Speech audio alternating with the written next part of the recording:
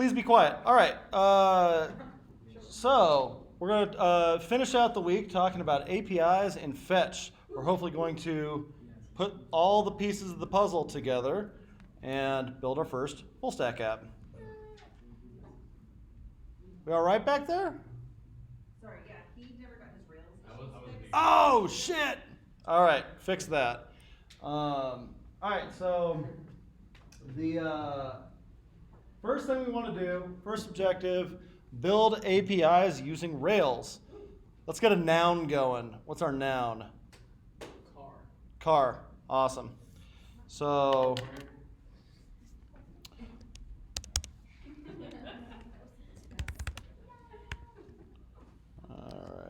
So we're going to call this car lot. I'm going to say, well, actually, let's do it this way.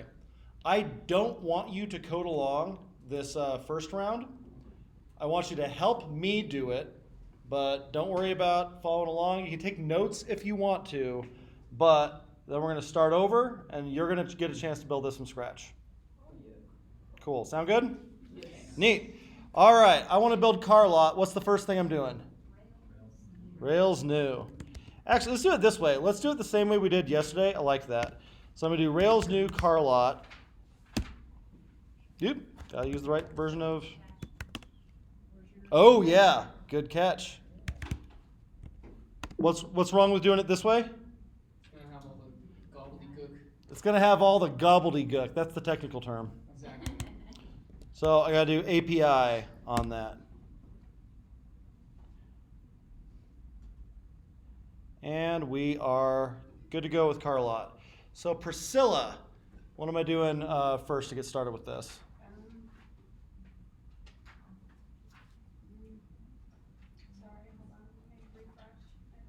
I just bootstrapped a completely new app. I want to be able to take CRUD actions on cars.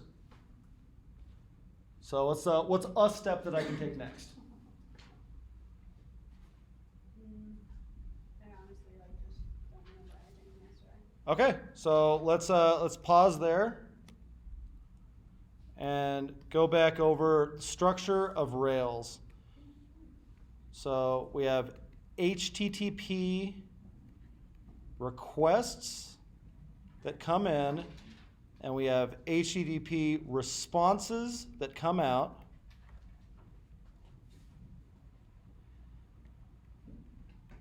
And all of those go through this goofy big box called Rails. So somebody tell me, what's the thing that intercepts the HTTP request? Volunteer. Yeah, Damon. Router, very nice. And the router is matching somebody else on what two things? Think to yourself for a sec. Ben. Oop, that's where it's going to send it. How does it know? How does it match?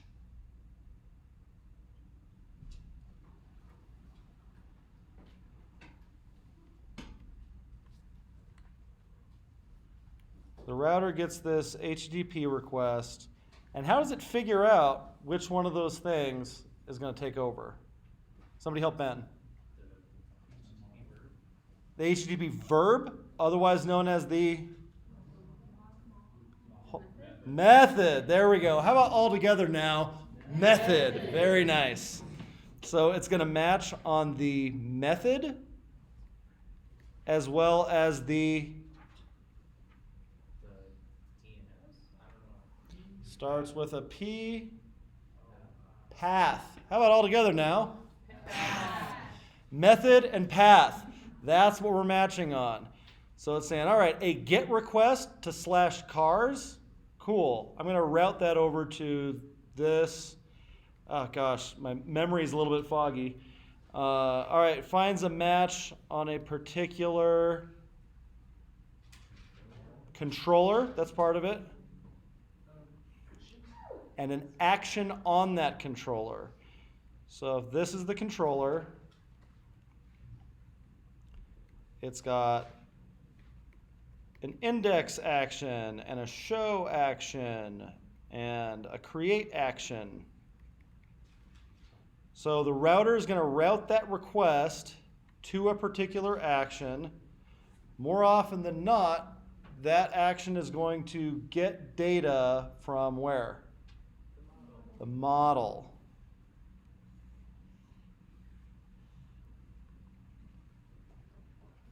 So we write to that, we read from it, and this model, that's our like Rails way of interacting with the database. Very nice.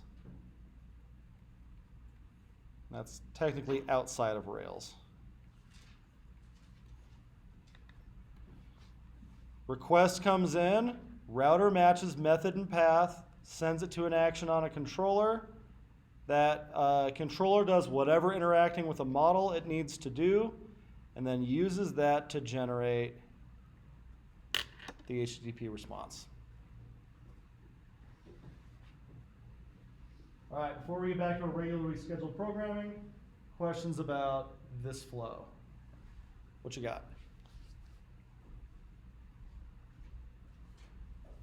Yeah, Gage. Does the HTTP response just come straight? Oh no, it comes straight from the action, like the controller? Yeah. Does anybody remember what thing in the action triggers that response?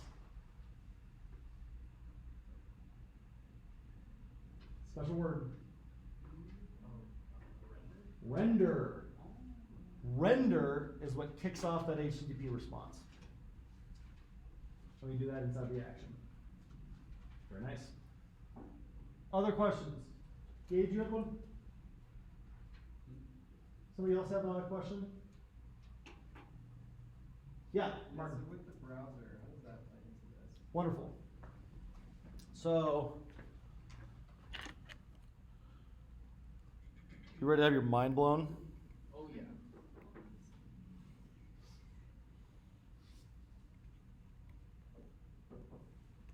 Holy shit, this looks just like the thing from this morning! Your browser is the thing that's making the request and receiving the response. Client server, man! I get the load. What else? What else are we curious about?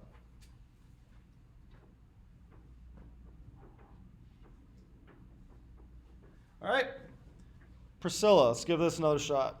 So with all that stuff in mind, give me a place to start with this. Your roots. Yep. So let's hop into, what do I call this, Carlot?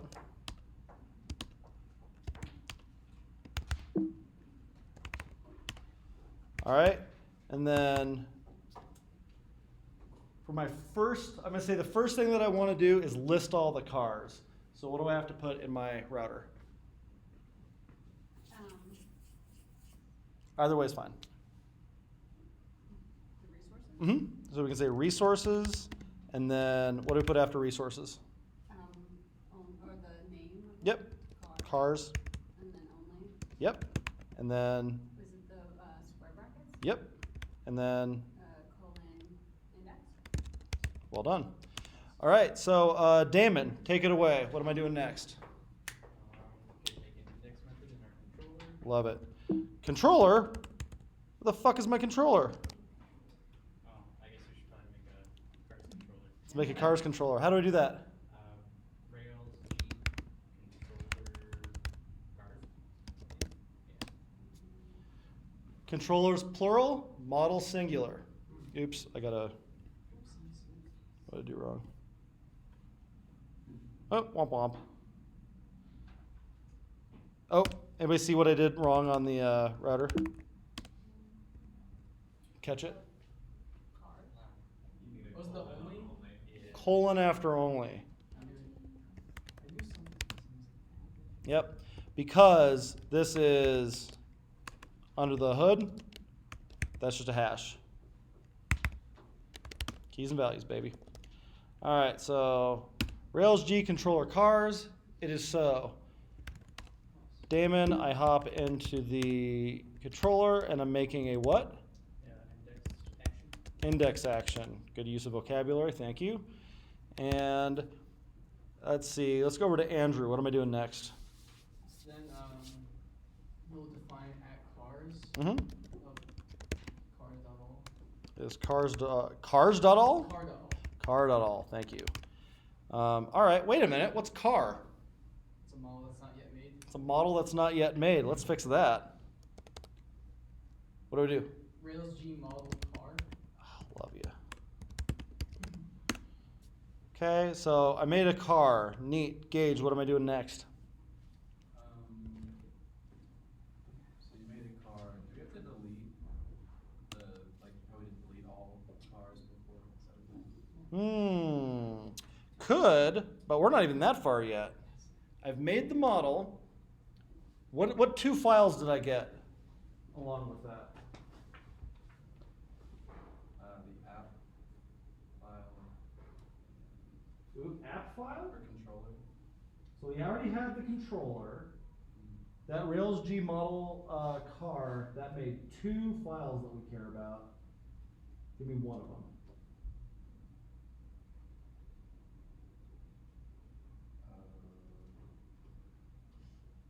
I'm really not sure. Okay, who can help Gage out?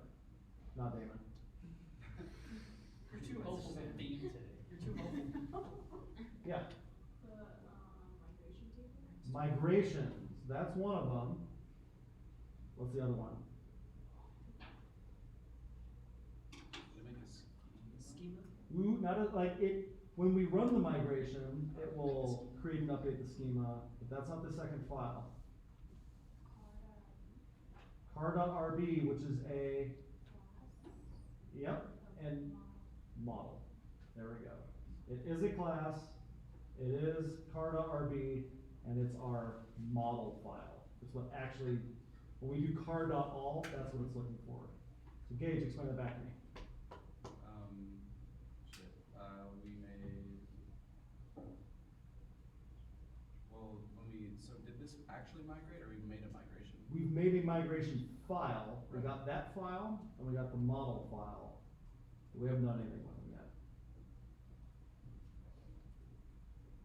So do we have to make a model of cars?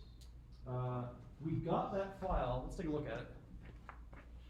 So if I take a look at the car model, I got this. The good news is, if I'm not doing any relationships, I'm done. I get all the active record shit for free. Sick. Okay, so that was the one file I got. Gage, what was the other file I got? Also starts with an M? Migration file. Sorry, I feel like my brain's like totally fried right now. It's fine, don't apologize. It's the end of the week. We've been kicking your asses all week. Yeah, exactly. Cool, so Gage, give me something that I can do in here. You could see what are the attributes for cars? Like, what do they have? Let's do make and model. Okay, so you could do t.string make, Okay, t.string model. wonderful. All right, Arlene, what do I do now? So we wanna, do the migration. Okay, how do I do that? Is it Rails DB migrate? You got it. DB migrate? Okay, it's migrated. Now what? So now that we migrated it, we can see it. Okay, love it. So we go to Mm-hmm. car, create,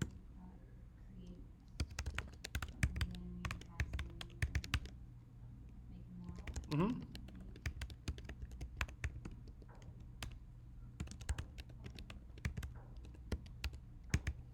That sounds like a car.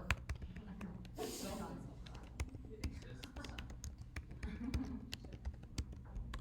think that's a car as well. Yes, it is.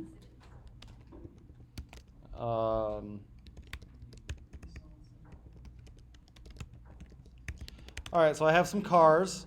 Ooh, one other thing I want to do in this file. What is it, Arlene? You wanna do the Destroy. How do I type that?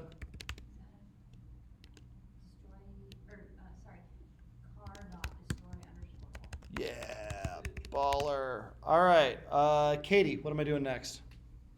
Did we finish doing it? Oh wait, you gotta migrate the seeds. I don't migrate the seeds. I migrate migrations. I run seeds. Okay, minor vocab difference. All right, how do I do that? Rail BBC. Wonderful. All right, sweet.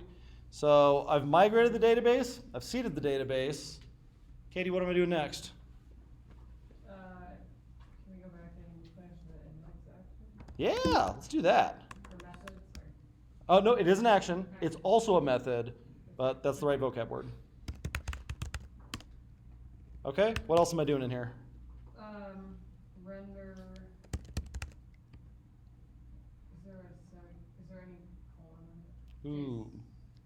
It's JSON at bars. There's the colon. Okay. So let's break apart the syntax on this, because you'll never remember this if you're just trying to go space, then colon, then space, then that doesn't work. Render is a method that we get for free. We're invoking it with a hash. The key of JSON is set to cars. In practice, we pretty much never use that entire syntax, but if it helps, the method with one argument, that's a hash.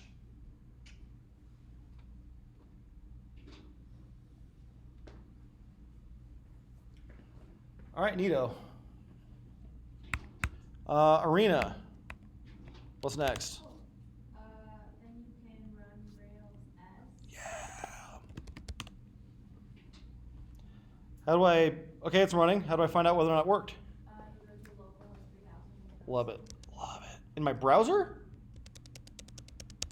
Oh, and you post it. There we go. That's the right answer.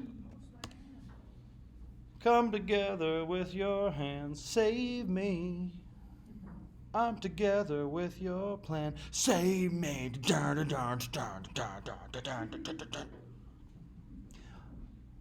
I'm from a particular era of Seattle, so make no apologies for who I am. I think my dad would appreciate that. Come on, dude. I'm right here.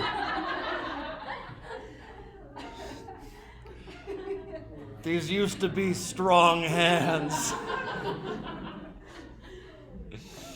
Jesus Christ. End out the week on a low note. Hey! We built an API. Fucking sick. All right, moving onward. Let's see, Lizzie. I want to be able to get one car. So to get one car, you have to make a new index. The other command name what index file is. Tell me what to type. What am I doing? Where am I doing it? The word's show, right? Correct. So you'd have to create a new method and define it. Mm-hmm. How will anything ever get here? You have to go into the control. I'm in the controller. The route set, the other one. There we go. That other one. And what do I do in here? After index, you're gonna do a comma, then colon. Hell yeah. All right, so I'm getting to it now. Ooh, what happens here? Can I keep going? Yeah. Yeah. So now you have to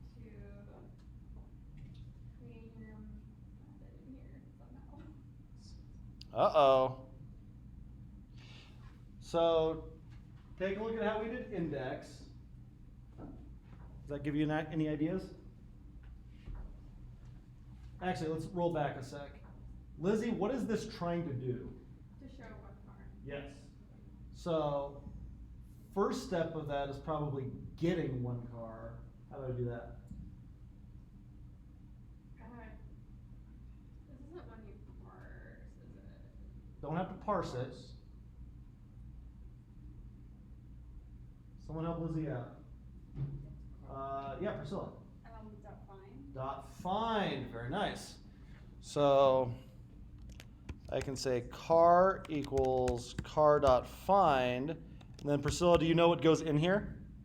The params. Params. In brackets. Yep. Colon ID. Beautiful. So Lizzie, what is this doing? Finding the car that matches the ID that you passed there.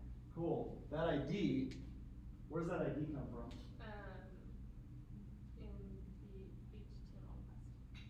In the HTML An HTML request. request or the HTTP? Very nice. Okay, very nice. And then Martin, what do I do to bring it on home? You want to do reminder that? Yep.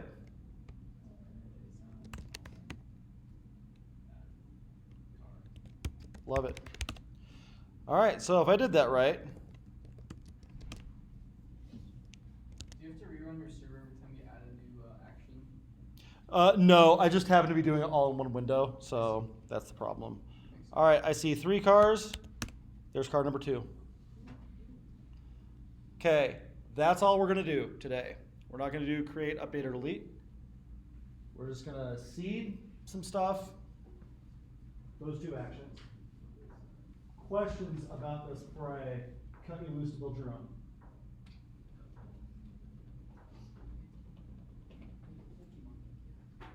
That's already a good amount. I know.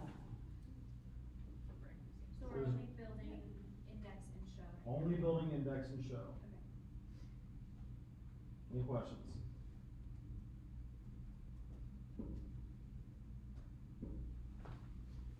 All right, I'm gonna put 10 minutes on the clock. Throw up a hand if you get stuck, please. This isn't like a private assessment too, so feel free to tap on your neighbors also. Go!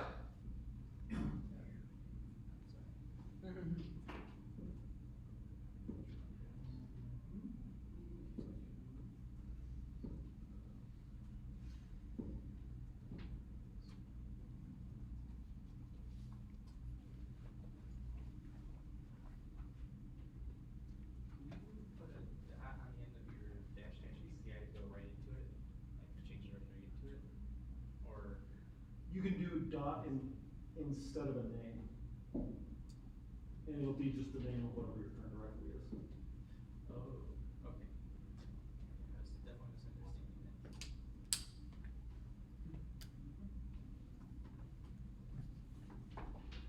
What hotkey, like quickly find file name? It's like command On Mac OS or in code? in VS Code. You were talking to the wrong person. Okay. What's the shortcut to find a subdivided file name in VS Code? She was telling me last night in the camera. T. T? Is it T? Control T? Yeah. Okay. There you go. Control T. I'll be right back. I'm gonna refruit myself. It's P. Oh.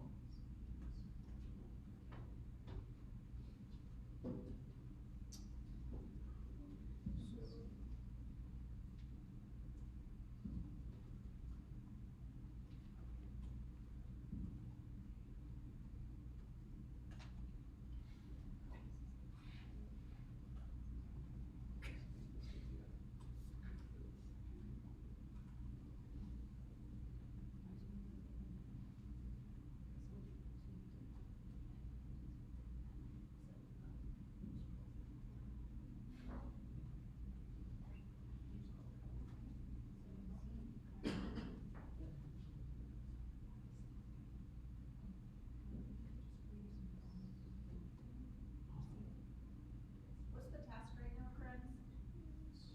We're making our own API. So Rails new, doing a whole new thing? Yep. Yeah, and only index and show. You gotta be fucking joking me. Antonio Brown just got cut by the Pats. Really? Sucks to suck. I knew that was gonna happen. I was kinda worried about it. Okay, I had no idea he was on the Pats. Wasn't he traded to The Raiders? Yeah. Yeah, for like 20 seconds. They traded him to the Pats? Yeah. Yeah. He's more trouble than it's worth. He's a really good receiver. But he's a pain in the ass. Yeah. Le'Veon Bell. Oh my god, who's doing that? Jets. The first article is pretty funny. The Jets have no idea what to do with it.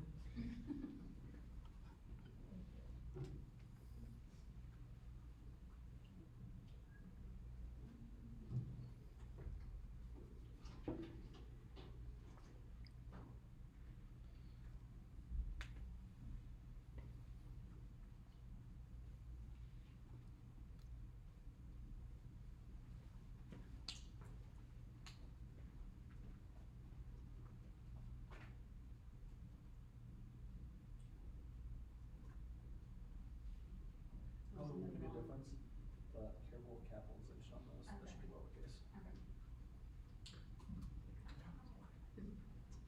What'd you do? I typed in post and launched Postgres.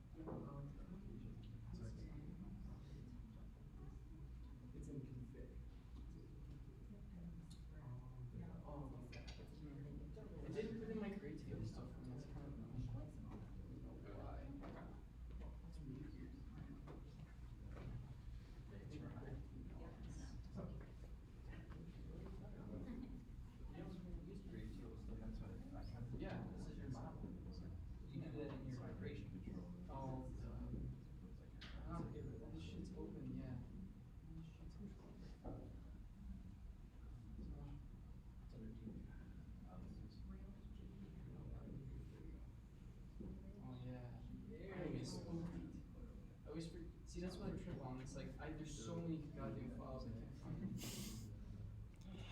All right, if you're still working, continue to work. What I'm going to do is I'm going to do this over again myself. You can, if you're stuck on a particular step, you can get caught up there. If you want to see what this all looks like in a flow, I'm about to show you. All right, so I'm going to kill that off. I'm going to go back out here. Rails, new, Carfest, API. And then when I go into Carfest, I'm going to go into the routes. I'm going to make resources cars, but I only want index. And then I need to make a controller for that to go to. So I'm going to Rails G controller cars. And while I'm at it, I'm going to make the model as well. Rails G model car. And then inside of the cars controller, I make an index action. I look up the cars with car.all and I render them as JSON. Over the migration, I make t.string make t.string model, and then I run that migration, Rails DB migrate. Cool. I go over to the seeds. I car.destroy all. I do car.create. Make is Mitsubishi. Model is Antigua. And then I'm going to do Rails DB seed. And then I should be good to go over there. I'm also going to go back to my routes. I'm going to tack on show over in the controller. I'm going to create a show method. I'm going to car.find params ID, and I'm going to render car. And that's it.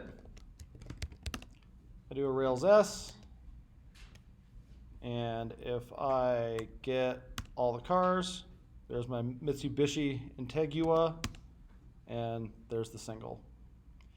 Questions about, you doing okay? Yeah, I entered the wrong thing. I accidentally rolled backward twice. It's like, All right. it's stupid. All right. It's so hot right now. Sweating so much. What is happening? Yeah, Arena. When I, in my Postman, I did books, so it says null, Uh-huh. but then when I do books slash one or something, it'll return that. So here it returns this, and if I take that out, it says null. Cool. Show me your index route. This is like fuck out of here. Okay. Show me your push controller. First I'm gonna put this in the browser section. Books and cars.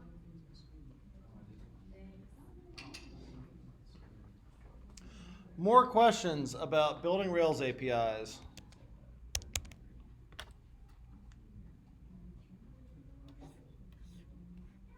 Do I need to do something in Postman? It's still bringing up the ones from yesterday. Okay. You might be running it on the same port. Okay. That's a problem. Okay. So go back to where you're running Rails, Rails S. Down here, kill it. And let's give it a unique port. So we can do something like port equals 9000, capital P, or capital all letters. equals 9,000 space process. Just like that. Now make a request to port 9,000.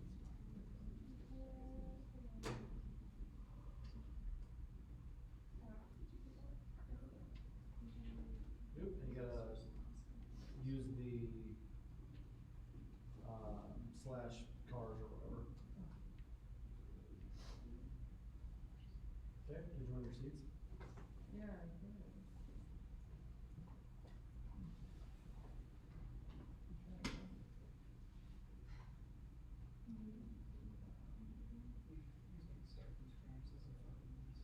Okay. It's an actual, like, it's so fucking annoying. Yeah. Yep. Well, let me see your control.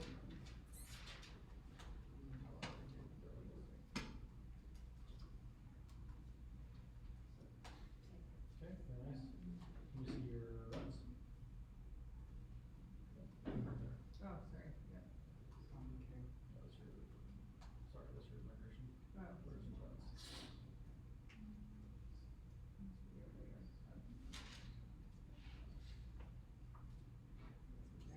So boring. Okay. Let's see.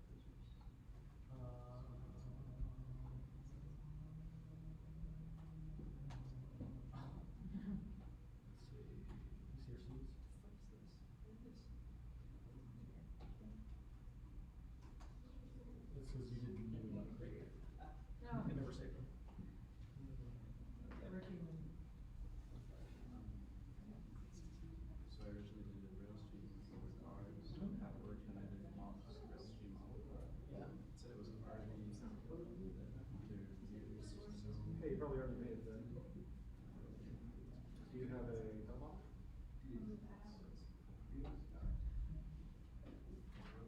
So let's say look at your migration.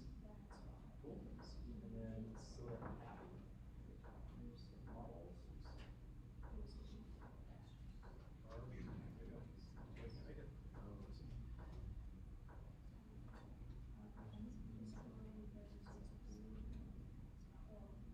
Anybody else need help? Rails API.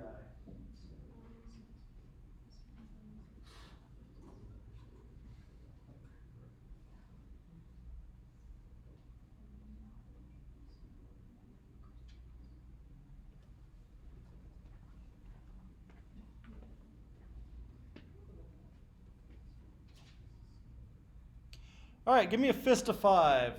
Fist is, wait, what were we doing? 5 is, I'm returning cars, baby, or whatever.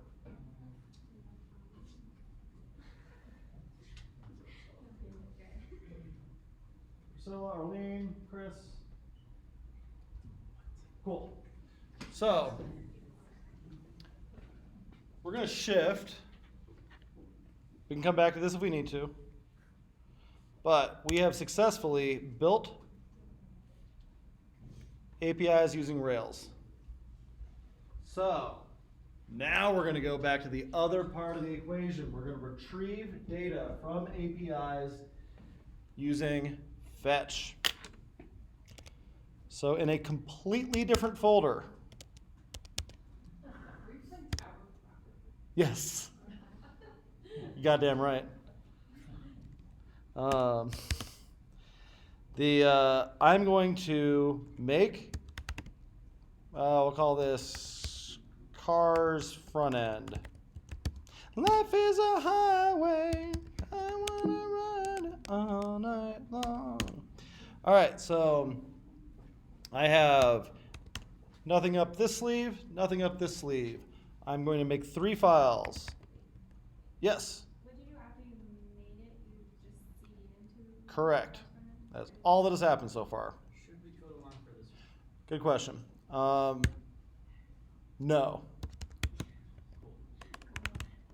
I'm going to do HTML, index.html, app.css, app.js. Actually, I changed my mind. I do want you to code along with this. Okay. Give everybody a second to recombobulate. So you just made a new directory, that's it. I made a new directory and I made 3 empty files in it. Index.html, app.css, app.js. Are we gonna be using Well, don't spoil it, Damon. Well, mine Of are course we first, are. So I was just asking.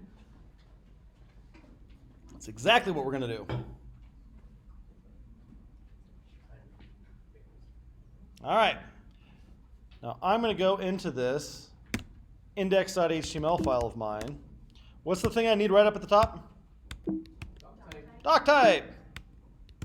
Yeah. I'm going to say the doc type is HTML. What goes here? HTML. Thank you, Ben. HTML has two children. What are they? Head and body. Not shoulders, knees, and toes? Oh. Killing it. End in the week strong. All right. Head has two required elements. What are they? Title? And the meta char set. There you go. Meta, char set. What character set do we use? UTF-8. Bless ya. All right, and since I made a style sheet, how do I link it? Link rows. Yeah. And do I source or href this? Href. I can do front end stuff. I hate back end stuff so much. I don't know why. Wow, man, with your grizzled 6 weeks of experience. I know, right? Strong feelings. I've done front end stuff before this. I haven't done this very much, so I'm not as good at it, so I hate it. Yeah. All right, and then I'm going to link this gerbil script file down here at the bottom. And that is a source. And I'm going to say h1 carlot. And if I light server this, I should see a carlot. Hey, there we go. So if you did this correctly, you should be able to do that too. And your index.html file should look kind of like that. I'll give you a sec to catch up.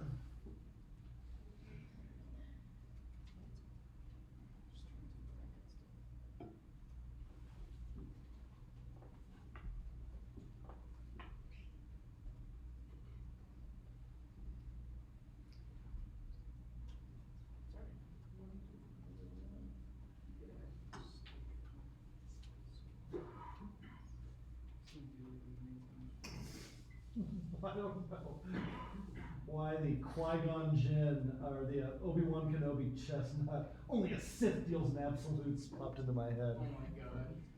Hey, I don't know, why is the link tag and href in the script is a source? What was it? Why is the link tag, does it use href for the file, and the script tag uses the source? That is a good question. The short answer is, how do I fucking know that? The thing, because that's the thing that I memorized 25 years ago, and it hasn't changed. And I still get it mixed up sometimes. I would imagine that some of it is that, like, this is where we most commonly use links, but it's not the only way that we do it. It's not just style sheets. You can also use it for things like document schemas and some of those kinds of things. Those are also files. And so it's kind of like it's holding a reference to that file rather than script, which this is always going to be some kind of script that's running in the page, almost like it was pasted in. And that's my guess. Because that's not actually the case with like linking a style sheet. If you do a style tag in your head, it doesn't matter where you put it. You could do body, color, red, something like that. It's not like it is in CSS where the order kind of determines precedence. If I have body color green in my app CSS, this will always override it. Header styles take precedence over imported style sheets. Whereas like a JavaScript script file, that's exactly like if we typed it inline. And so if I do something like that and do whatever in here, I can also just write JavaScript there, but it doesn't make any difference whether or not I imported it from a file or not. This takes higher precedence than this, regardless of what order they happen in. So I think that has something to do with it, but that's a good question. Echo Workflow says, source is used to add that resource to the page, whereas href is used to link to a particular resource from that page. There you go. I don't understand it any better than I did 10 minutes ago, but that sounds right. Of course, Kim would look it up. Just guess irresponsibly. All right. Oh, God, remember when we used to run a school? All right, we get to go on this.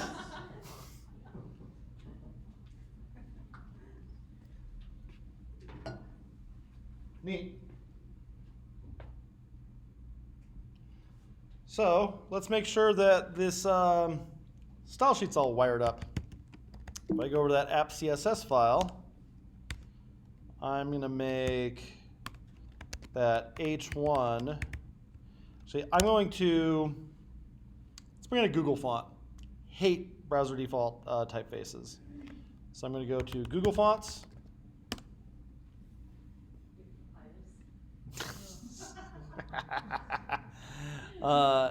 And then, when in doubt, use Roboto. Or actually, fuck that. I'm going to use Open Sans. I like Open Sans better. Quick tangent. That's Roboto. That's Open Sans. Just looking at them, visually, what's different about them? Roboto's thinner. It's not the weight. I guess this does have a little bit more weight naturally. Thinner, so the characters are closer together. Does anybody know what difference that makes? It's not just like, I like letters that are closer together. There's actually like a purpose to that and like a particular use for it. Does it take up less space maybe? It does.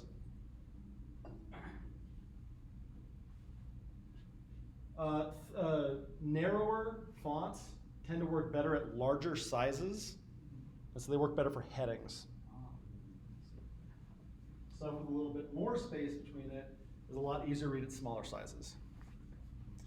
Like I told you, design doesn't have shit to do with painting or being an artiste. It's just a different language than we normally communicate in, but all these things are tools. They have purposes and intended uses. You know what font with flat irons for one reason? I don't, but the typeface that it uses is, actually, I don't know. It's, somebody told me this, and it's not used anywhere on their site, so you can't just inspect the source, but somebody did tell me. I don't remember. All right, so I'm going to take out Roboto. I'm going to go over to this import. I'm going to take that. I'm going to import it. And then I'm going to say that the H1, actually, I'll say the entire body uses font family Open Sans. Why do I have to put that in quotes?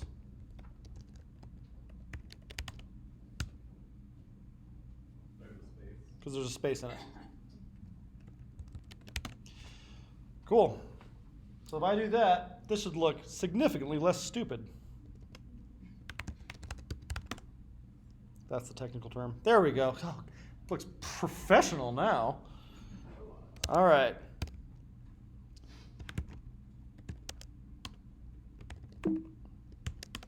So imported a Google font, set as the font family for the page. Linking to it there. Last thing we need to smoke test is that app.js file. So how about I throw up an alert?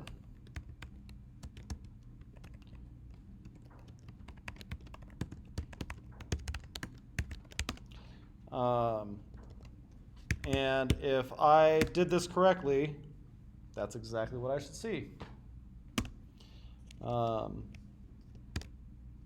Cool. So we got 3 files. They're wired up.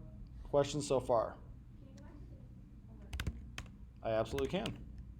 What browser do you use? Firefox. Is that why mine comes up the local host? Yes. Never says. Correct.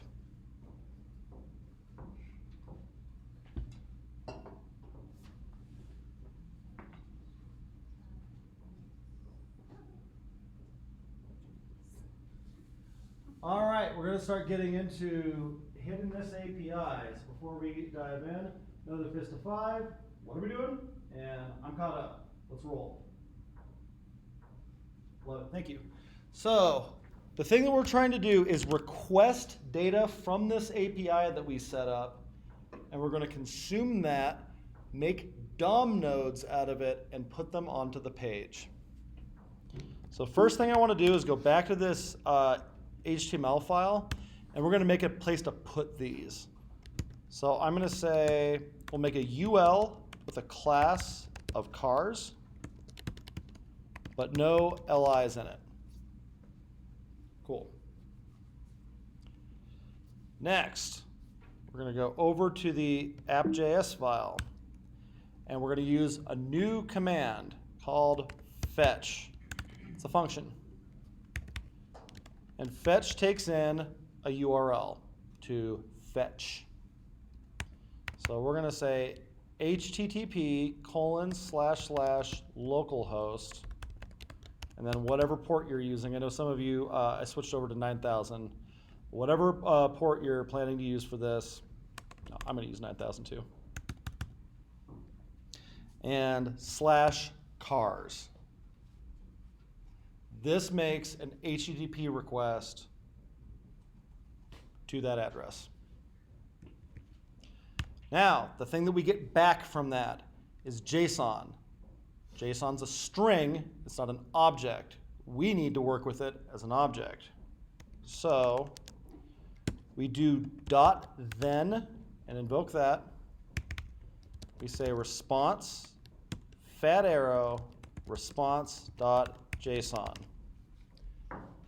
We'll talk a lot more next week about the guts of this, but one thing I want you to know now and forever, this is not turning it into JSON.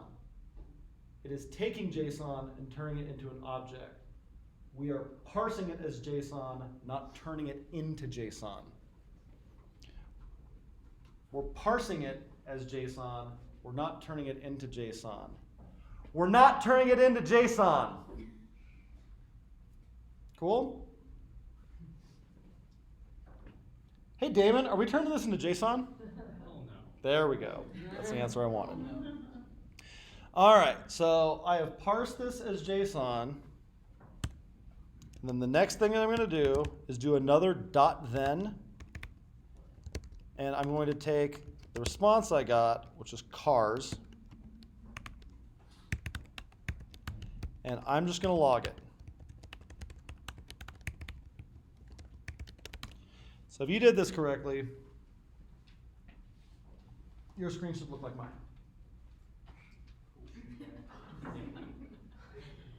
Well, like not them, but. Yeah. Should I?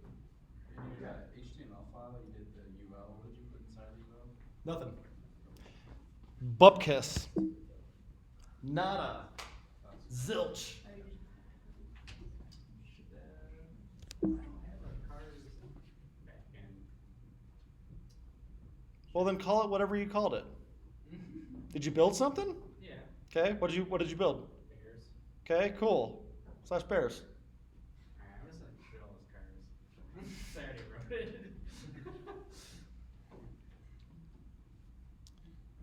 All right. Ooh, how do you change the port again? So So like Rails I'm going to set up my servers here. This will be my front end one, so I'll run light server. And then I'm going to go back to my Rails API, back to Carlet. And over here, if I want to change the port in capital letters equals whatever port you want to run it on, Rails S. All right, so I'm running that there. And if I did all this right, if I look at the console, I'm so glad this happened because we haven't talked about this yet. I mentioned that you're going to see this yesterday. I mentioned yesterday that you're going to see this. Cross origin request block. The same origin policy disallows reading the remote resource. Sometimes you'll see that as access control allow origin error. This is normal. This is expected. This is keeping you safe. All we need to do to fix this on a Rails app, I'm going to go real slow. Let's do it together because these files are in bizarre places. It's not that much to do. Just memorize it for right now. So we're going to go into our Rails app. And in your gem file, you're going to go down until you see one that's commented out called gem rack cores, and you're going to uncomment it out. Let's get that far. We're uncommenting out rack cores. Wait, where am I finding this? You're finding this in the gem file of your Rails app. It's in the root directory of the Rails API that you built. The one we did on our own? Correct. So what if we have different, not cars, but, Doesn't matter. okay. It's cores, not cars. Cores is a technical thing. But I didn't create an API for this directory that we're currently. Doesn't matter. Oh, okay. They should be in two separate places. Yeah. So go back to the Rails API that you built on your own. Go into the gem file, which is in the root directory of that Rails API. Uncomment out line 29. It says gem rack cores. Yeah. What was the error you got again? Cross origin request disallowed. In Chrome, I think it says access control allow origin error.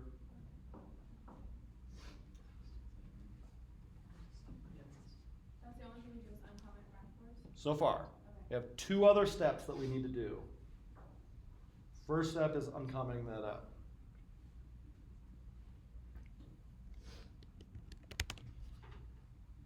The next step is we need to rebundle install. So we're going to do bundle, actually I'll even get out of text editor, bundle install. Because we changed our gem file, we're saying we want to add a new gem, so we run it. Do we need to delete the gem file lock? Nope, it'll automatically update. Good question. We uncommented out gem rack cores. We ran bundle install to install the rack cores gem. That's step 2. Step 3. There's a file called cores.rb.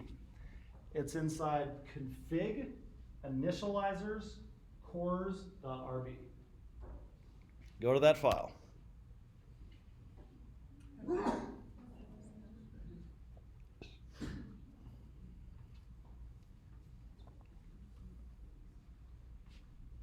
Lines 8 through 16. We're going to uncomment out all of it. So it looks like that.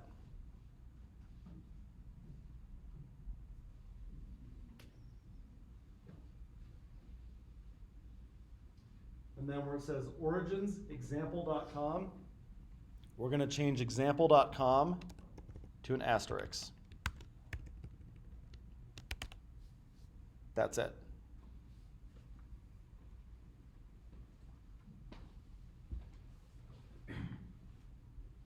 Config initializers cores RB. Uncomment out those lines. Change origins to an asterisk.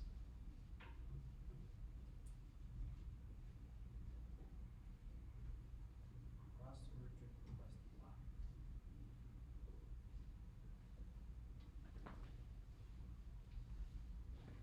So, if you've done this correctly, you should be able to restart your Rails server.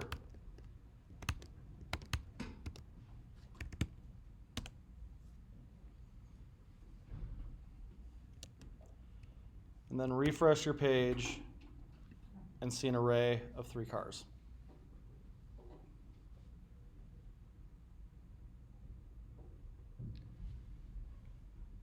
So, another fist of 5. What are we doing? I got 3 cars showing up. All right, I'm seeing a spread here. So, Oh, no, 5, okay, cool. throw up a hand if you need a hand. I want to make sure that we're all caught up before we move on.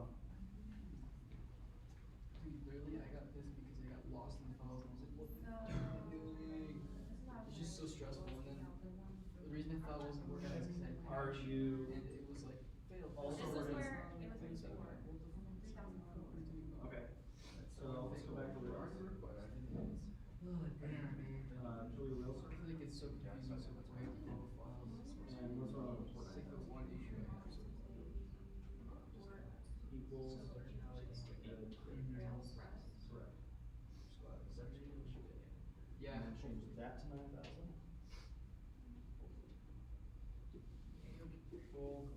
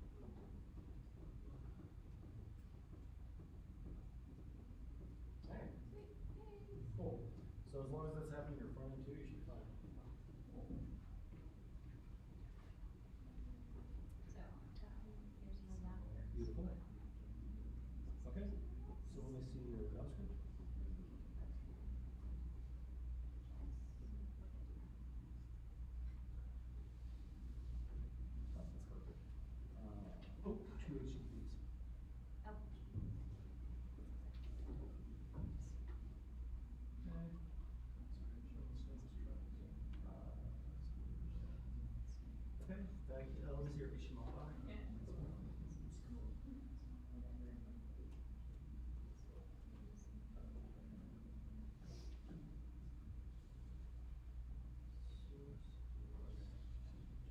Were you able to get the alert to show up, or, okay, cool, back to your FTS file. Just glad it will make this work. Because if I got lost in the fray and couldn't make this work, I would be so pissed at myself. It's like a problem I have, honestly. Yep, refresh that, because like. Yeah, I still appreciate Let's make sure it's still working. and I get really fucking mad, Okay. so. That's why I had to stop playing Smash. I get really fucking mad. Start looking at it as big browsing slash. I took the approach of, I'm always gonna be shit. but I can always get better. Yeah, that's true, that's true. That's what I started that's how I started looking at it lately. Like, that's why I'm like not That's under interested in CSS. Smash anymore, but like, Smash 4 was so fucking bad, dude. It's such a toxic console. So bad. That's why I buy this too. It's still frustrating. I need to get to this. Go Let's to- just start this one. It's hard to like get the streets, but Yeah, true, man. it's all browsers. Show me on your command line where you're running the red server. Yeah, seriously, man. That's for sure. Did you just catch us? Go ahead and kill this and restart it. What is that? Chikorita. I knew it was chicory something. I was like thinking chiquita. Chiquitas is potatoes. Yeah, chiquitas. Chiquitas. That's when they need fries. Like when I worked at Burger King and like the ladies in the kitchen, the Mexican ladies were So, like, hey, David. Yeah. they need fries. It's So like, I don't know what happened, but chiquitas. I was Like able same with like to they need lettuce, like get sure. through it yesterday, and then I think I played around with Fort. I They're found out hella that this was. They were like all moms and they were like all super nice, but they also like to talk shit. So, let's go back to your. I have both of them. Okay. Can't ask for anything else. And this one is your Spartan? Like your HTML JavaScript? Is this No, your- this is my browser. Cool. So let's kill this. Do an ls for me. Okay. So let's run this on 9,000. So do 9,000. Yep.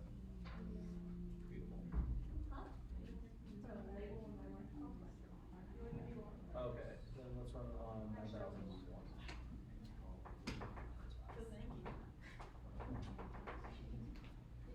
Perfect. So, let's make sure that still works in the browser. Change that to 9,000.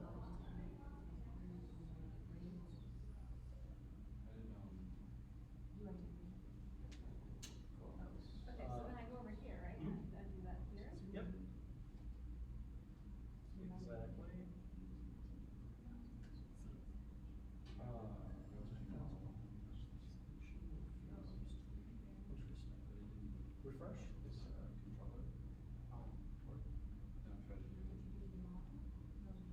Go back to where you were running that light server. Good there. Alright. Kill that and restart it.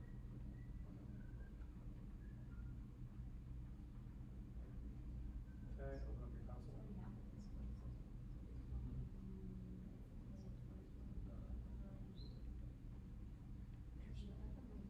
So, let me see, does that work? Yeah. And refresh. Okay. This was the first one? Go top there. This one is full. You're good. You're not obligated to hold it for me. And headers.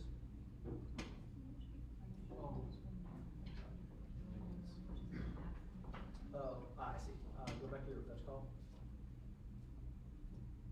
It's colon 9,001, not slash 9,001. Back to your console. Hey! Hey, hey.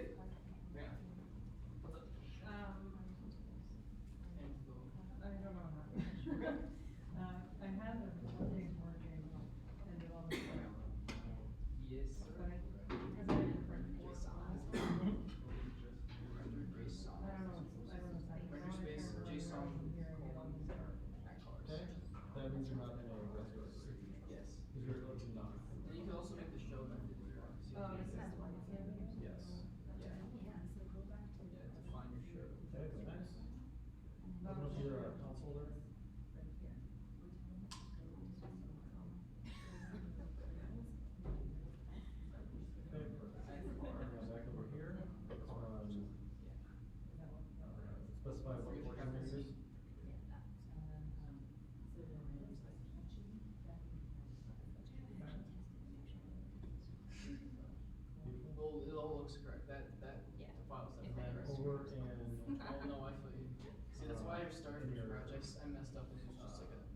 So I was like, that's why I got so like annoyed. I was like, oh my god.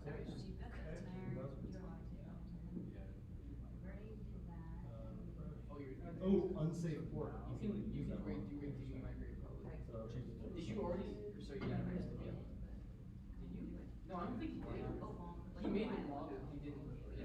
Do I need to roll back anything? No, try it. Just try it.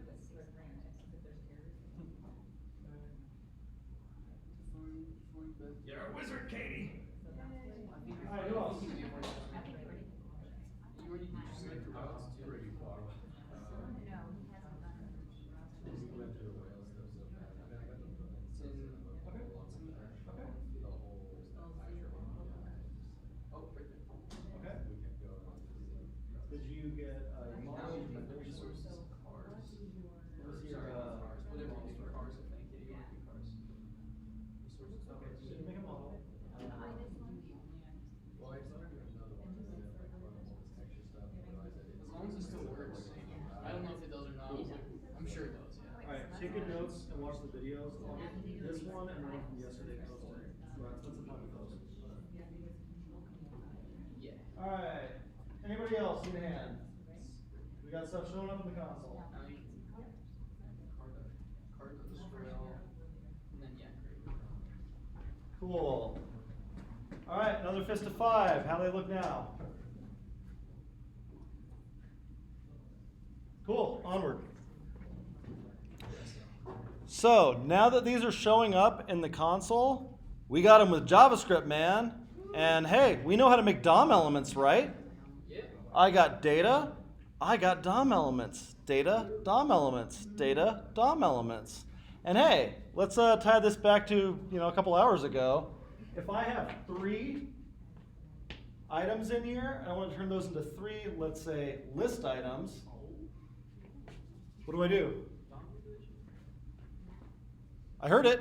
DOM manipulation? Nope. Oh, sorry. Map. Oh, you mean, okay. I knew you were saying specific. 3 objects, 3 LIs. I'm going to map this shit. So I go over to my app.js file, and inside of this, cars.map. What's the first thing I put in here? Expecting a function definition. What's the car? Plural to singular. All right, for each one of these cars, I want to do what? I have a car object. I'm trying to turn it into a list item. What do I do? Nope, we're not reducing. So we're in DOM manipulation mode now. I have a car object.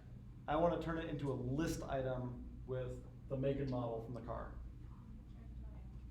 Nope. Starts with document. Document.createElement. Thank you. And we're going to make an LI.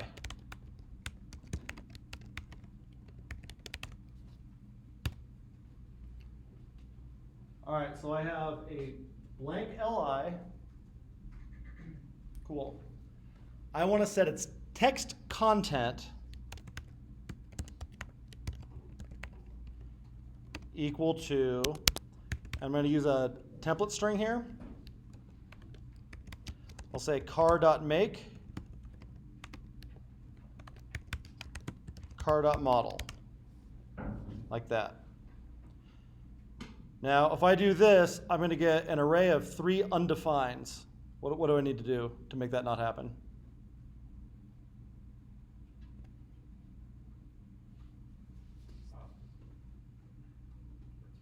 Return it.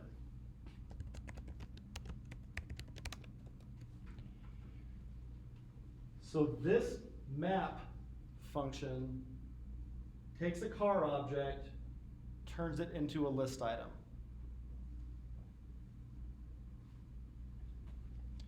So if I look at what I have in each of these, I'm going to get a car list item. So off of the map, I'm going to do a for each. Because for each one of these list items, I want to add them to the page. So I'll say for each li,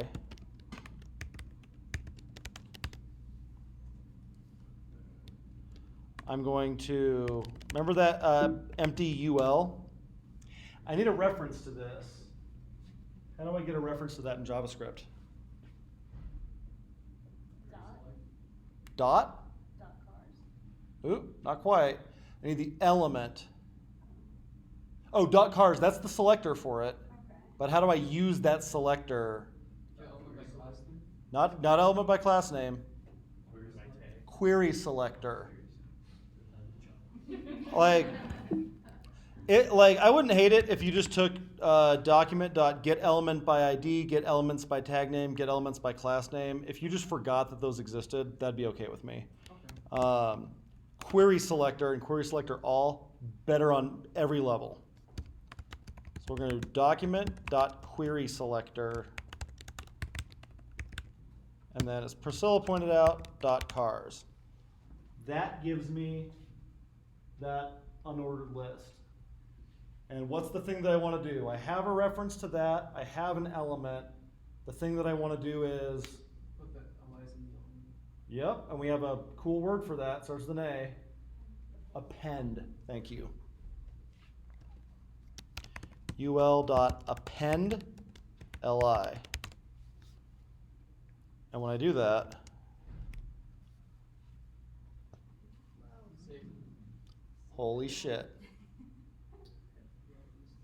Did you use your class name? We'll deconstruct this a little bit more in a bit, but your screen should look like mine. It is. Something like that. I will. First, I want you to get a screen that kind of looks like mine. Oh my god, that's so confusing. It still works though.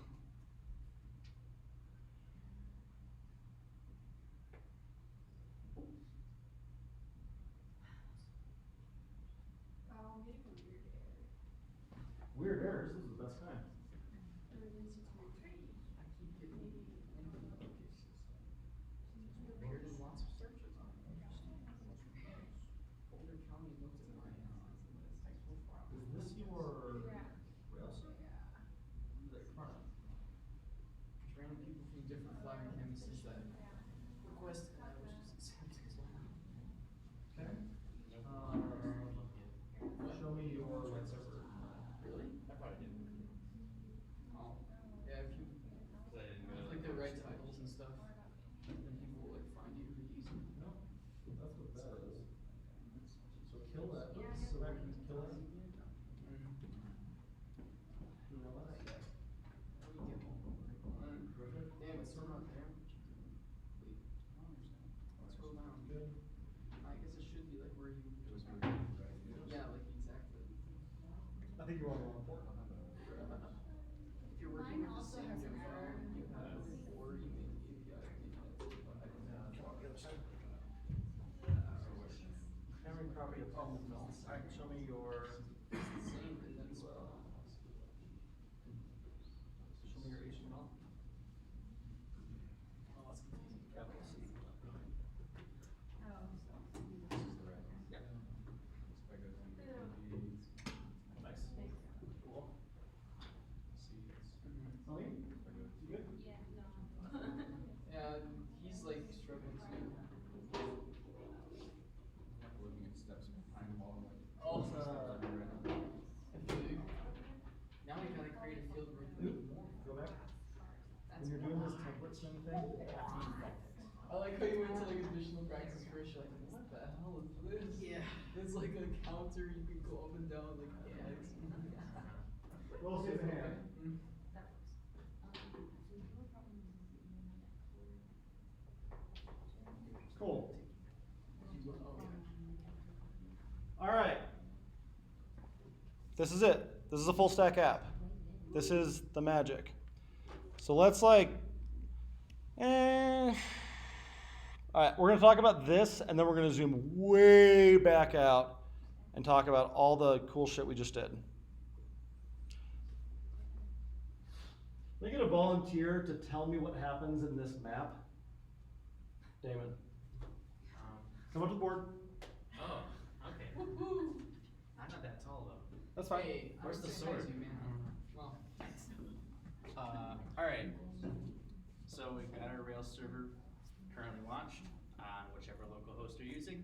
So we're fetching the like data from it because it's an API. And then we have a then method that takes the response from that fetch request and then it turns it or calls .json on it. Does that turn it into JSON? No. no. Dramatically. That's why I had to stop for. Then we have another .then method, which since our JSON is like a cars object in a string, we're going to map. Pause. What's cars? You asking me or you asking everyone? I'm asking you. Cool. What's cars here? So is this parsing the JSON? Or Yes. Okay, so And it's turning already it parsed. into regular JavaScript. Okay, so it's already an object. Yes. So cars here is actually like a car. Or is it the car's object? Somebody help Damon out. What is it? It's the array of cars. If we hit Postman, if we go localhost / cars,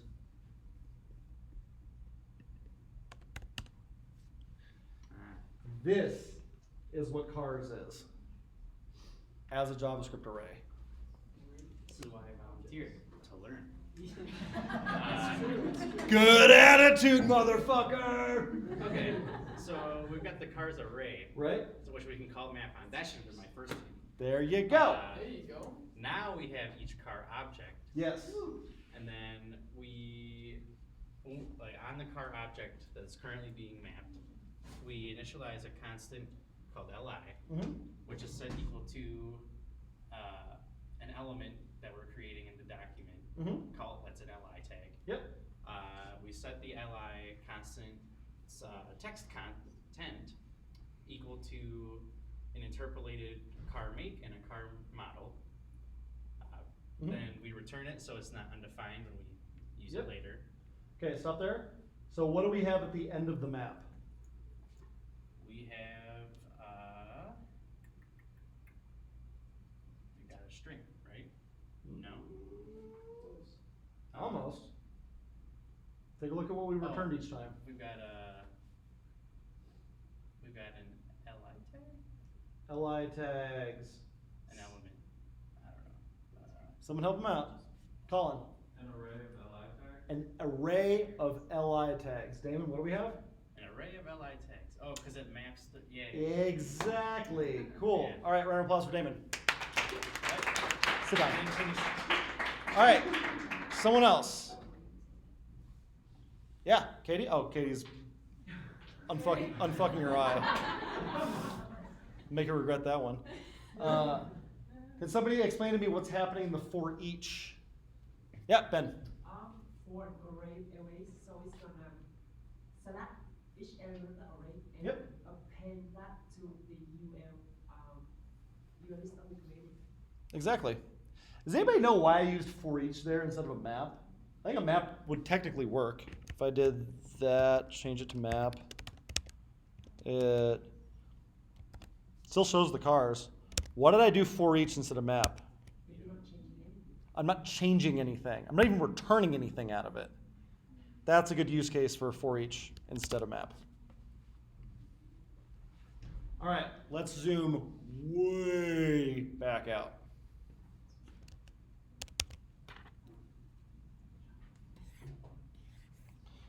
By the way, we retrieved data from APIs using fetch. Go us.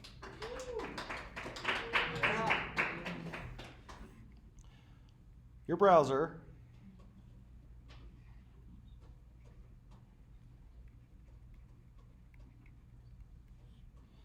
made an HTTP request to Light Server.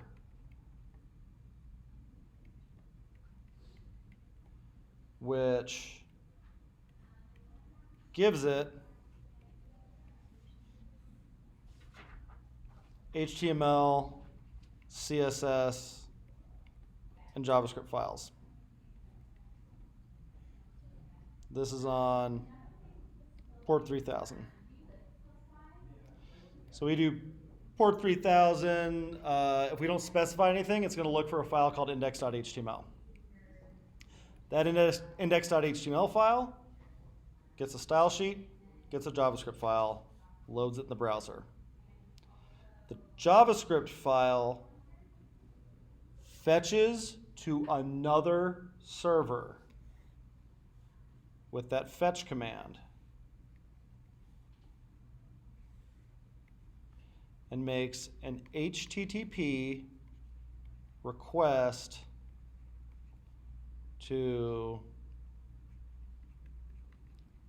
HTTP localhost 9000/cars. Localhost 9000 happens to be a Rails API.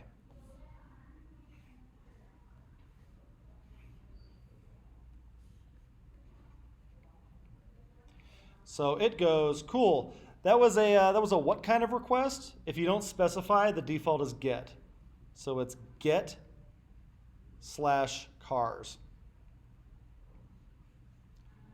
The router goes, cool. I know where to send that.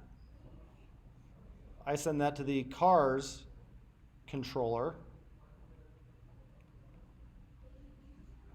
Index action. So that request comes into here, goes to here. That looks up the car model. Calls the all method on it, which gets those cars out of our database, returns them. And then this controller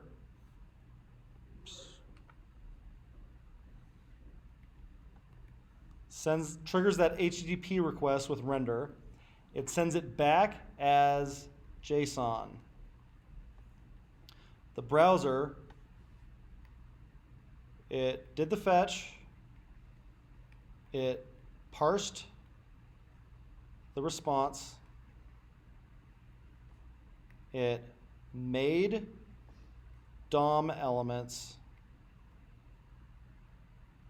and then appended them to the page.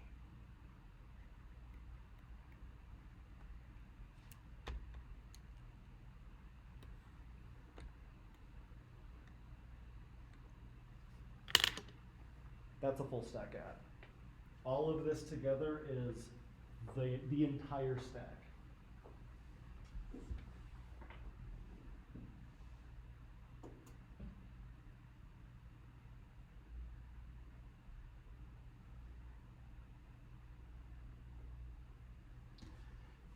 You go to Gmail. Go to gmail.com. There's some file server there that gives you back an index.html file, gives you back a CSS file, gives you back a JavaScript file. Once your browser starts running that JavaScript file, it goes, cool. Does this user have any emails right now? So it makes a GET request to get all your emails. It goes through a very similar kind of thing, looks them up in a database, and then returns those back to you as JSON. Those come back, it parses them, makes DOM elements out of them, makes a list of emails on your screen.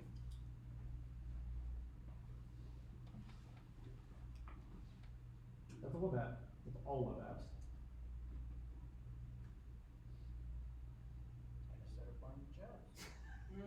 Goddamn right, baby. Cool. That's the end of the rainbow. We just get bigger and better and better after this. But that's all we're doing for the rest of the program, is getting better at this. Yeah, Ben. So Rails, is that considered a back-end framework? Correct. Slash We consider this the back end, this the front end. Anyone know why? Why front and back? what you can see, what you can't see. I like that. Also, think about where these are running. The application is running in the user's browser on their computer. You don't control that. This, once we deploy it, is running in some server farm in Oregon. Or my wife's office, who runs their own servers for no good reason. I can't imagine a stupider thing to do for like a tiny school district to run their own servers. Yeah, I'm sure that's got the top talent on that. It was like, shouldn't we put these in the cloud? And someone there said, the cloud? It's the worst place we could be putting our students' data. Those servers could be in North Korea. It was like, yeah, that's exactly where they are. North Korea cloud services. Yeah, alright, well, if Kim Jong-un can do 6 nines of uptime, who gives a shit? It's pretty good. Questions about full stack web development?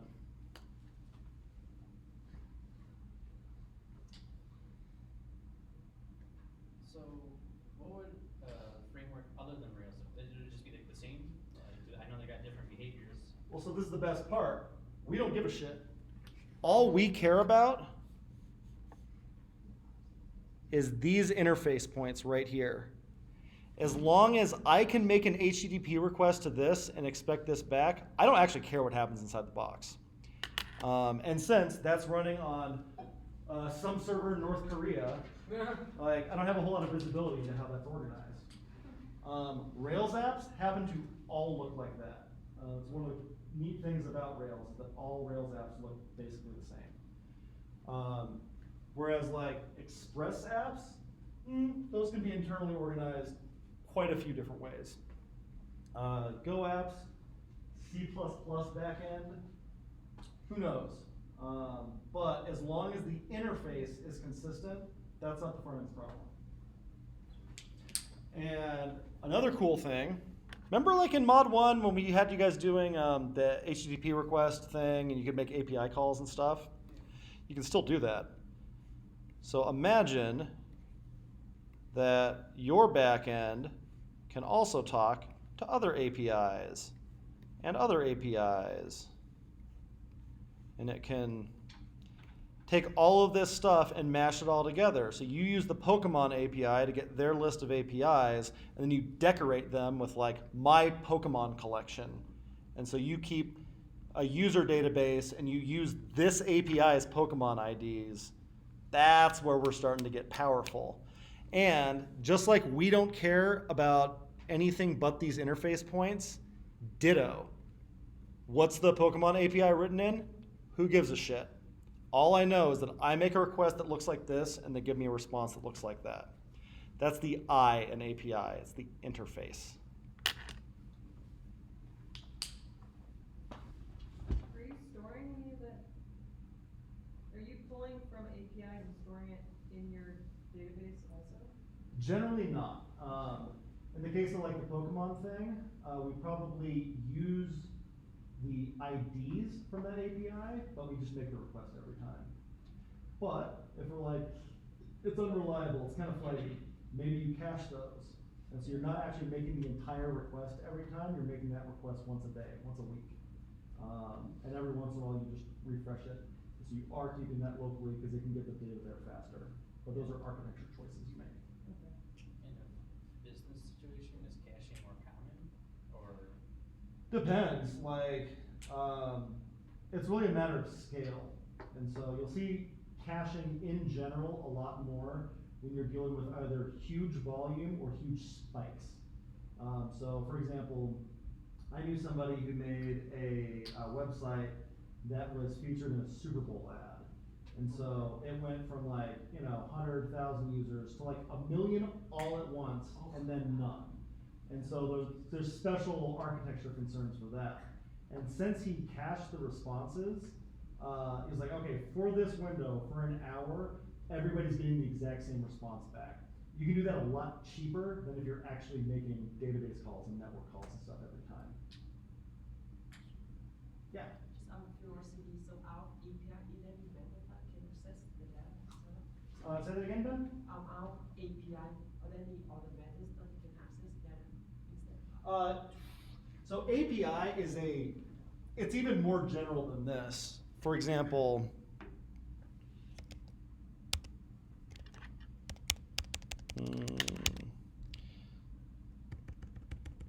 if I write a function called sum that takes in two numbers and adds them together,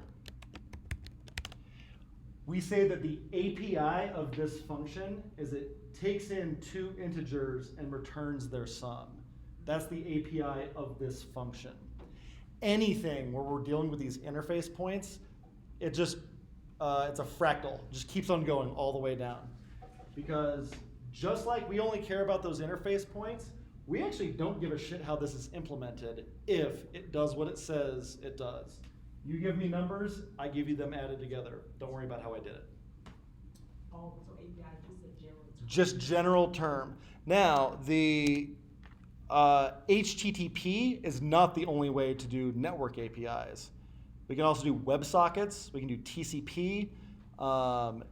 People in game development often use a protocol called UDP that work very different from HTTP. But in web apps, 80% of the time we're using HTTP. The other 20% of the time we're using sockets. We don't cover sockets in this program, but they are not beyond you. Pretty good capstone fodder in sockets. Yep. Just more of a general kind of thing. When do you use HTTPS when do you use HTTP instead of HTTPS? In 2019, never. Well, actually, I take that back. With localhost. Localhost has to be done over HTTP because HTTPS has to have a third party assert that everybody is who they say they are. And so it's kind of like saying, hey, Damon says that he's Google.com, and then there's a third party that both of us trust that will vouch for you. And so those are called certificate agencies, certificate authorities. That would be absolutely ridiculous to have one for your local host. Outside of that, all HTTP traffic is unencrypted. So if you're doing HTTP traffic in this building, that means I could be reading your plain text HTTP requests and responses. WeWork could. Anybody else who has access to the router can just read everything you're doing. HTTPS encrypts it end to end so that I can read it, the recipient can read it, nobody in between can read it.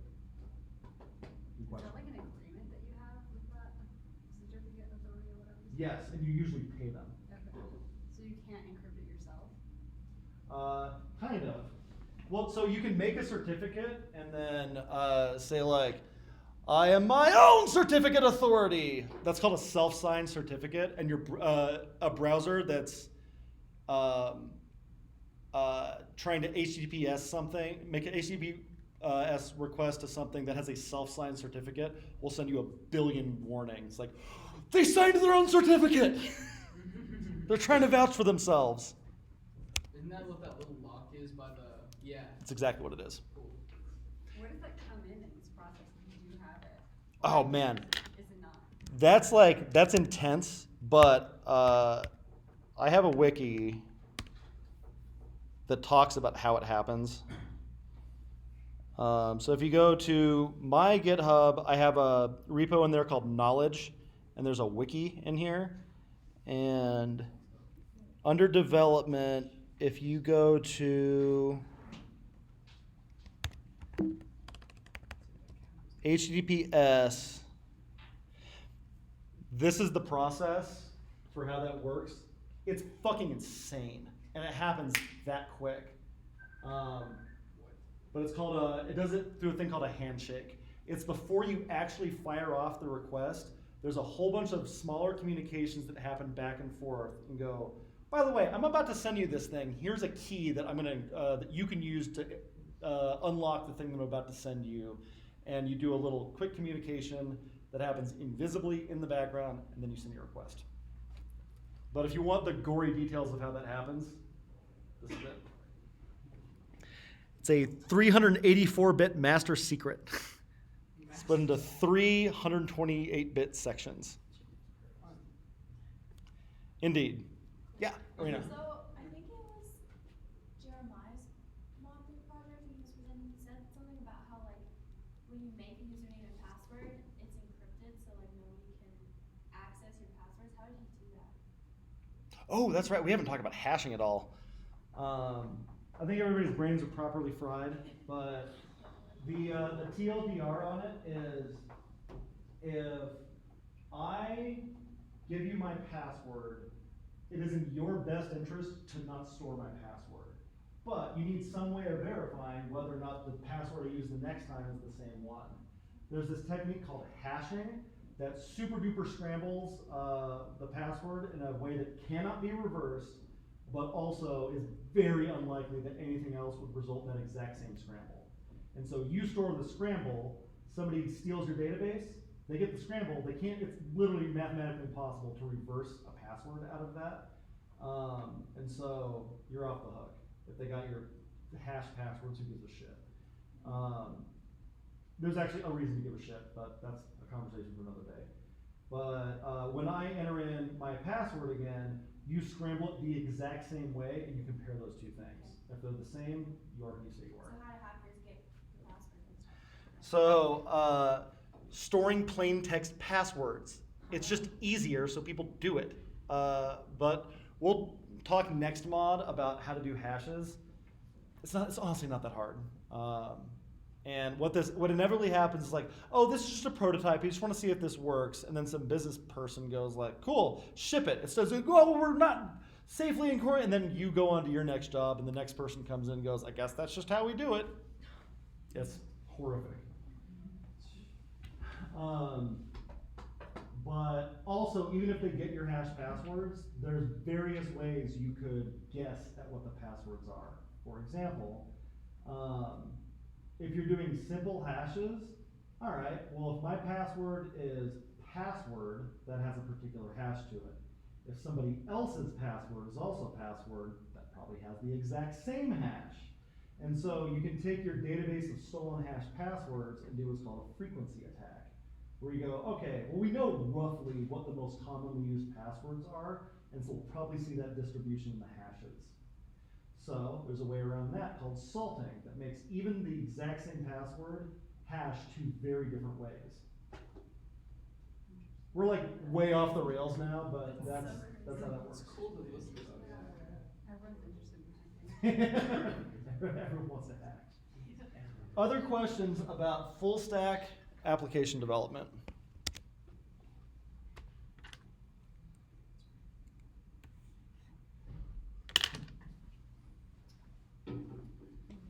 So what is a back-end developer doing like on a daily basis?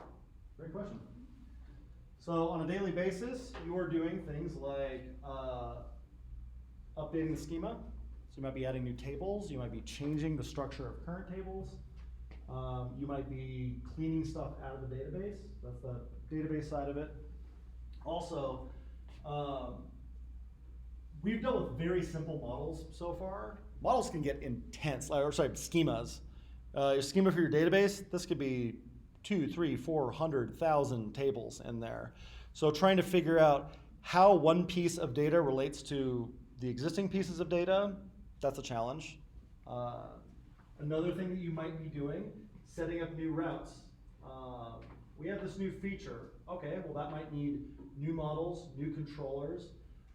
You might need to then make sure that stuff's protected correctly. So you're dealing with authentication, which is who you are. That's username, password, that kind of stuff. You're also dealing with authorization. I know who you are. What are you allowed to do? Is it different than this person? You can edit your own things. Can you edit other people's things too? Are you logged in or not? So like that's part of back-end development also. You get the data out of the database. You might need to format it a particular way. That's called serialization. So you might be working with, okay, well I took out these raw cars, but it actually needs to be formatted a particular way for this front end. So you serialize that data in a particular way. And also, back-end development tends to be way more focused on performance because like it's a lot more commodity style work where it's like every extra millisecond that this takes costs this much money. And so if you can make that more efficient, it saves the company money very directly. Versus front-end development, where it's a lot of, okay, we're adding this new feature. What does it look like? Okay, well, it looks like this. And so you might either be the designer or you might get a designer's mock-up of how this should look. But they give it to you as a piece of paper or a Photoshop file or something. It might have interaction. Does it look exactly the same in every single thing? Because it's not just mobile or desktop or laptop or something. It's everything in between. And so you need to do a lot of interpreting of how that works. And increasingly, like the stuff that we took out of Mod 2 was a lot of things, like the backend used to also be in charge of the generating HTML templates and providing image assets and all that kind of stuff. That stuff has increasingly been pushed off to the browser. And the reason is, if the browser can do more and more and more, the network request is always the slowest part of your app. The network request is always the slowest part of your app. The network request is the slowest part of your app. Always, always, always, always. So if you don't have to make a network request, your app will feel faster. And so all this like MVC shit that we're doing over here, this is baby stuff now. We're just basically making this a proxy for the database and using it to control access. Meanwhile, on the browser, think about the front end face-off last night. How much complexity is there? 5 years ago even, that was a lot more like, no, that's just one simple HTML file and your backend serves it up. Done. And this is part of why I think front-end developer and back-end developer is bullshit. There is no spoon. This is a completely imaginary distinction because it's software development. It used to be more complicated over here. Now it's more complicated over here.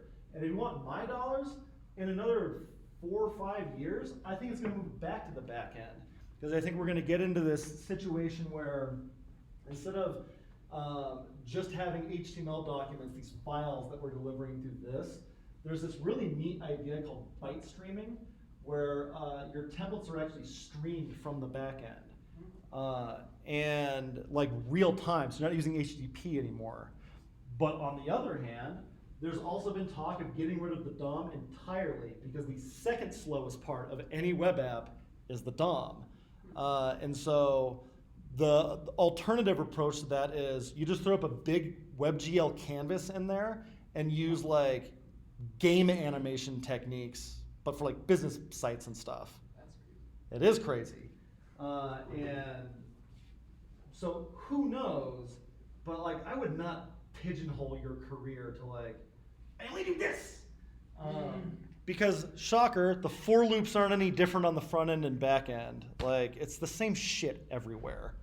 When you do differentiate, if a company has back-end and front-end developers, who controls those interfaces? Like who, or not controls, who monitors, I guess? This? Yeah. Back end. Okay. That's back end, but they usually make those because somebody from the front end asked for them. It's like, hey, can you make me an endpoint? That's what this is called. Can you make me an endpoint that's kind of like this? And then 4 to 6 weeks later, they give it to you when the ticket comes up. That's also another reason I don't like a strict separation between those. In my last company, I spent a shit ton of time. I worked in features. It's like, I have this feature. And a feature is a little bit here, a little bit here, a little bit here, a little bit here, a little bit here, and also the infrastructure, how these things were deployed. Within an hour, I might bounce back and forth between all of those 20 times because it's an entire flow. If that was different teams, that would have taken a month. And if it's one person that can go across all of those, you don't get as much done, but you get the entire feature done so much faster. I'll always take full stack engineers over separate. Sure. An architect, 2 things. It's a great question, by the way. An architect is tasked with like how much on the front end, how much on the back end, what is the fundamental structure of all these different pieces of our app. So that's the macro level. At the micro level, it's inside of here, all right, how do we structure these controllers? In Rails, this is actually pretty easy. This is the on Rails part of it. It's almost like Rails is your architect. There's one right way to do everything. In a Node backend, there's 100 different ways to do this. So an architect is making the choice of, all right, this should be structured like this should be structured like this. These are the patterns that we're going to use. And so the engineers solve problems adhering to those patterns. Yeah, Lizzie. So what do data scientists fit into all this? Sure. Data scientists are kind of off in their own world, also interacting with this database. So this database can feed the Rails app. Also, it's being used to do analysis, all kinds of other things. And so the touch point is probably like data engineering. They might have a little bit of input on how this data should be structured in the schema. And they go, all right, I want this data point, and this data point, and that means all's a use gotta figure out how to get that in the database. But once it's in there, now we're doing analytics off of this stored data. And most of the time, since that would be fucking insane to do that on your live data, there's a thing called a read replica that actually it only goes one way. That's just frequently synced up with this database so that they can hit this database as hard as they want without like slowing down traffic for your customers and stuff. I'm curious why they recommend software engineering before data science if they're not really related. So it's not related to app development. Still has this analytics is programming. You go, cool, I got all of this data out of the database. Well, now what do you do with it? You write scripts that process it, clean it, analyze it, do that kind of stuff. But that shit's programming. Yeah? What's DevOps? DevOps. Kimberly, you want to take this one? So DevOps is one of those tech terms that's like really overloaded with meaning, and there's like holy wars about it. But DevOps came out of Agile, where it used to be we have our developers on one team, and we have the people who maintain the servers and the databases and the infrastructure on another, and they were incentivized to do different things. The ops team was incentivized to go slow and make sure nothing was broken. The dev team was like, well, we want to get more features out and see if customers like them, et cetera, et cetera. So DevOps is when those two teams come together, and like you're DevOps engineer, you're both a developer and on the operations team. But like the company I work for, like we just do ops. I'm just an ops engineer, not a DevOps engineer. But yes, overloaded term. Some people like get upset if you say you're a DevOps engineer. Like, fuck that guy. But it's a way for like it really is like super full stack, where it's like front end, back end, and the operations and deployment side. So in like the pure ops world, like when I was starting my career, you go, I need a server, and you enter in a ticket, and then like in 4 weeks you would get the credentials for the server that they provisioned for you. And like you go, I want to deploy, and they go, cool, give me your code, and then in like 2 to 3 days, like they would deploy your code. It's fucking insane. So yeah, DevOps is like, no, I can get my own servers, I can do my own deployments, but like the reason we have these ops specialists to begin with is like there's a lot of nuance with that, and you can break things. And so rather than being a different department that you just throw your app over to, they're on your team, and you're like, I want to do a deployment now. They get, cool, I set up this entire pipeline so you can just push a button and do that, but I was part of making sure that you can do that safely without blowing up the app. How about the engineering finance? The what? They're like the intermediary. Yes. We actually tweeted. And I was like, oh, there it is. It's so stupid. What else? Ben. Can you explain AWS and what it is? Sure. So, front end, back end, everything we just did is just running on my laptop, right? If you want to see it, if my mom wants to see it, it's got to be on some kind of infrastructure that they can access on the open internet. And so instead of light server, you might use AWS S3, does the same thing. Instead of running Rails S and doing that local server, I run that on AWS EC2. And I mentioned that like my wife, her school district does their own servers. What that means is they like look up parts in a catalog and they order them and they like put the computers together and they plug them into the wall in their office, and like any request of that server comes in through their office, internet connection, and then back out. That's bonkers.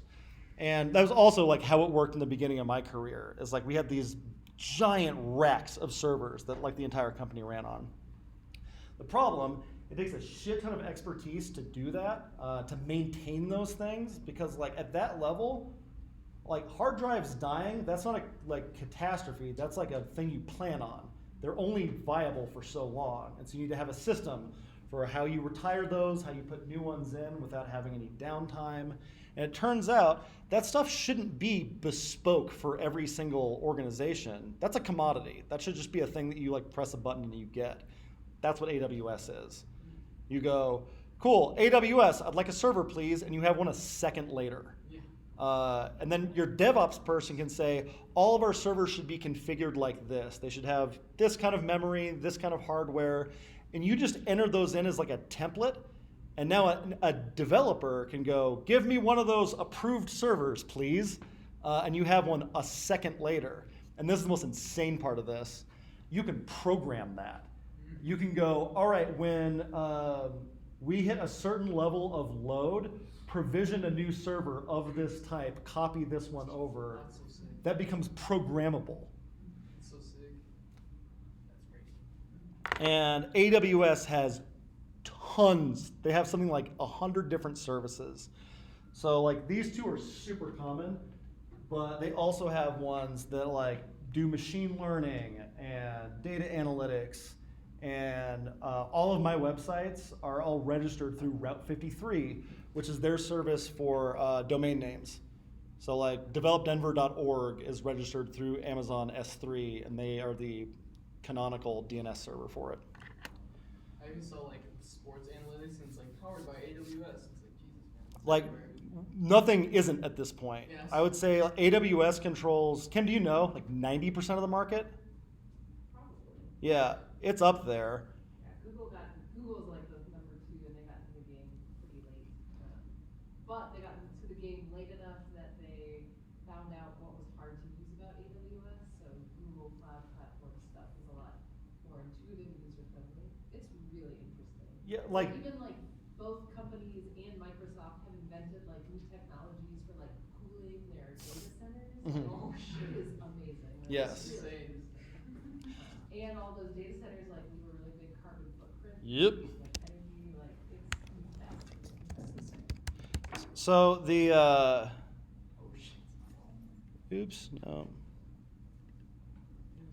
Like Always. that's what a data center looks like.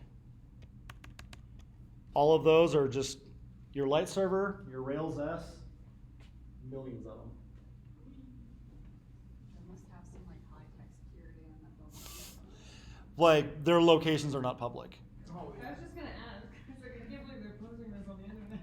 So the like you know the state they're in, and like sometimes the general part of that state, but that's about as specific as they get. Makes sense. So yeah, I'd say probably 90% of the internet runs on AWS.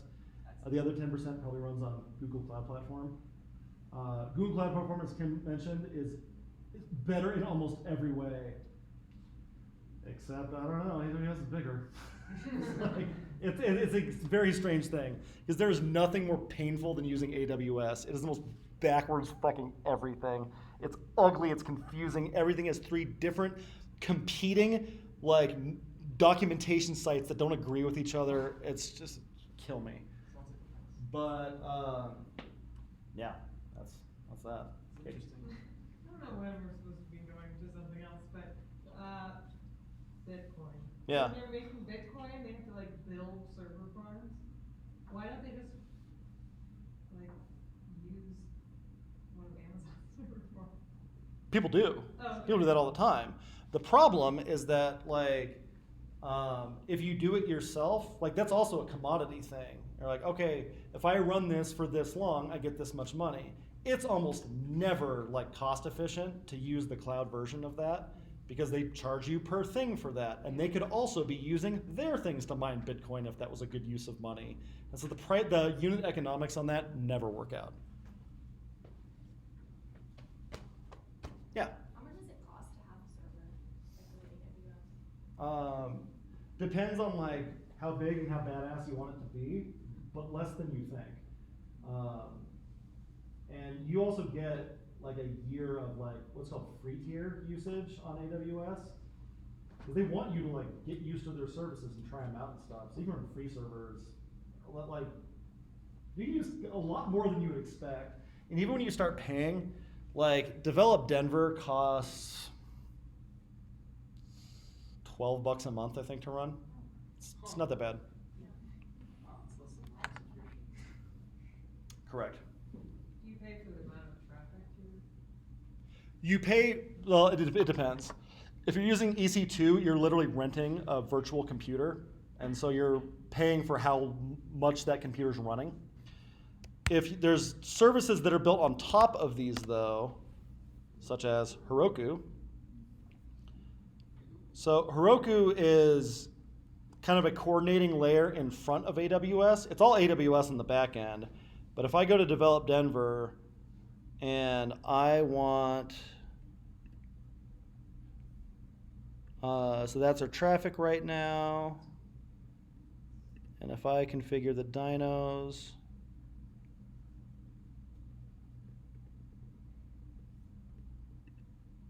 check this out. So this is the number of simultaneous requests that we can process. Like if another request comes in while we're processing something, it just queues up behind it. And so it just gets increasingly slower. Or I can add another dyno, which is a made up marketing thing, it's not a computer science thing or anything. If I up that to 2, now I can handle 2 requests at the same time. And this is like, this used to be like an entire division of your company. It was like, all right, traffic's up. Okay. 68 requests, $1,700 a month. Okay, 91. So their most expensive one, which I believe is what Genius.com runs on, like the lyric site, $2,500 a month. That's a lot. You know what's a lot more than that? Hiring like 3 neckbeards to like build servers and fucking run them out of your office, which is how this shit used to happen. It's a lot better. And also, I need to scale up for a little bit. Cool, I'm scaling up to 100. It's a Super Bowl ad. You pay like a prorated amount. And so I can scale it right back down as soon as it's over. It's dope. Awesome. We need to get into feelings and finish up this long-ass day of ours. One last question, if you got one. Yeah.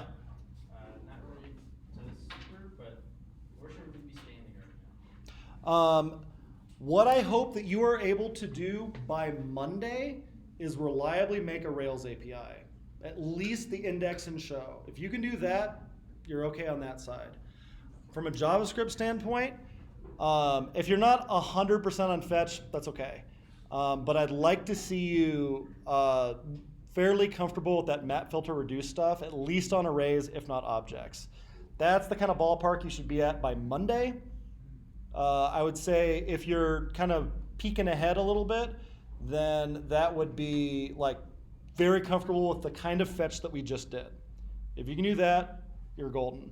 The only other thing you really need to be able to do for the code challenge is forms.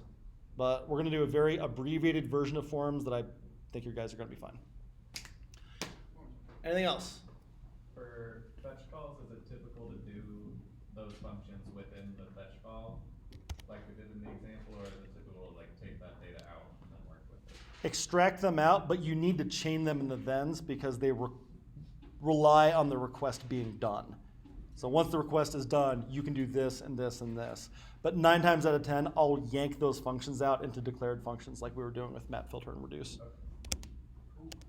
Awesome. Thank you very much, everybody.